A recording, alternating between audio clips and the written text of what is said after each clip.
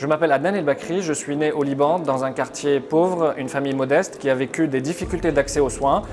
J'ai décidé de partir vers le meilleur système de santé au monde. Je suis venu en France faire médecine. Je me suis spécialisé en chirurgie et ensuite j'ai fait un doctorat en intelligence artificielle qui m'a permis d'essayer de boucler la boucle actuellement avec cette entreprise qui s'appelle Relife et qui est en train de proposer une technologie de connexion de l'information médicale pour améliorer l'accès à la santé et aux soins.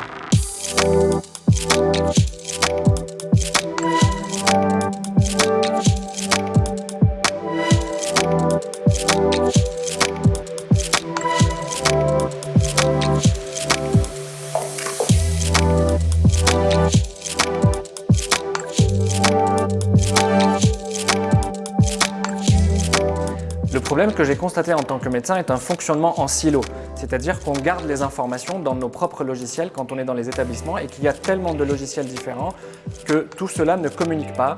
Le patient, il est au milieu de tous ces systèmes, perdu, il n'a pas son information ou alors on a des papiers partout, des archives qui ne sont pas exploitables. Et donc la proposition de Relife est de connecter ce monde de la santé en mettant le patient au centre. Il a sa technologie qui lui permet de récupérer l'information et de la valoriser, de la partager partout dans le monde avec qui il veut. L'Institut Montaigne nous a fait un rapport récent qui montre que dans le cadre par exemple de la maladie de Parkinson, 27 professionnels de santé et du social interviennent auprès de la même personne. Ça vous donne une idée de la complexité et de la nécessité d'avoir une vraie synthèse.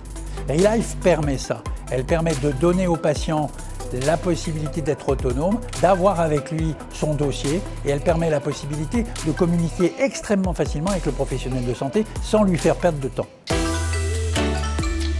Relife est un profil médical interactif, personnel et international. Les 3 points forts de notre technologie, premièrement, c'est le patient.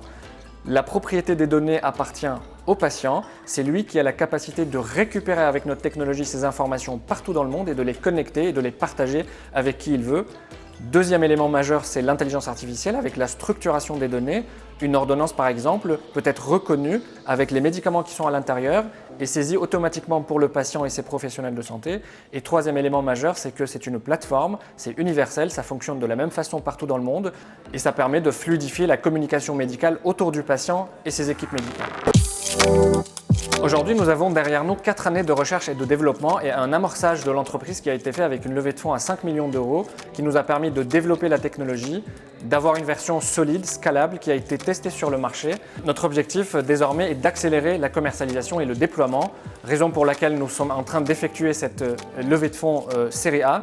Et puis pour aussi continuer évidemment à développer la suite des fonctionnalités, en particulier sur l'intelligence artificielle, pour permettre à ces données de santé qui vont être communiquées d'être utiles avec une valeur ajoutée pour le patient et pour ses professionnels de santé.